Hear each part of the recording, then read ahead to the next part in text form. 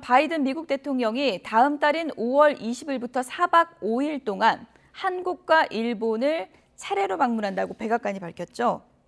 취재기자 연결해서 내용 들어보겠습니다. 이승훈 기자.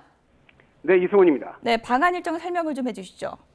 네, 백악관은 다음 달 20일에서 24일까지 조 바이든 미국 대통령이 한국과 일본을 순방한다고 밝혔습니다.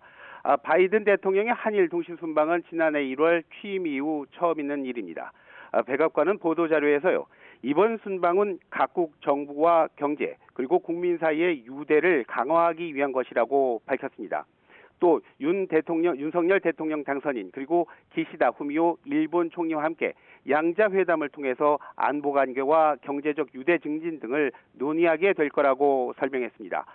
바이든 대통령은 20일에서 22일까지는 우리나라에 먼저 방문하고요. 이어서 22일부터 24일까지 일본에 머물 걸로 알려졌습니다.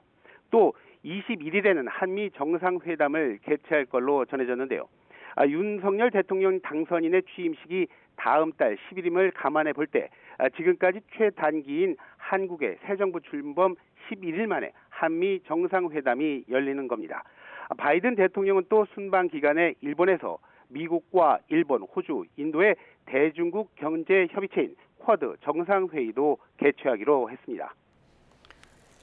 네, 윤석열 대통령 당선인 측도 방한에 대해서 환영한다는 입장을 내놨는데 바이든 대통령과의 첫 정상회담을 공식적으로 확인한 거죠?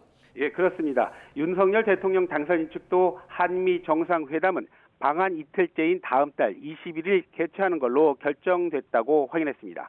이에 따라서 윤 당선인은 다음 달 10일 취임 뒤에 전례 없이 빠른 11일 만에 첫 한미 정상회담을 치르게 됩니다. 윤 당선인 측은 바이든 미국 대통령의 성공적 방한을 위해서 긴밀히 협의하고요, 만반의 준비를 하겠다고 밝혔습니다. 윤 당선인 측은 또 정상회담에서 양국의 동맹 발전과 대북 공조 그리고 경제 안보를 중심으로 협의할 거라고 전했습니다.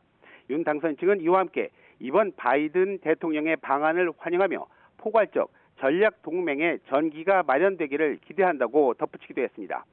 미국 대통령들은 그동안 첫 동아시아 순방에서 일본 방문을 일정으로 시작하는 경우가 많았는데요.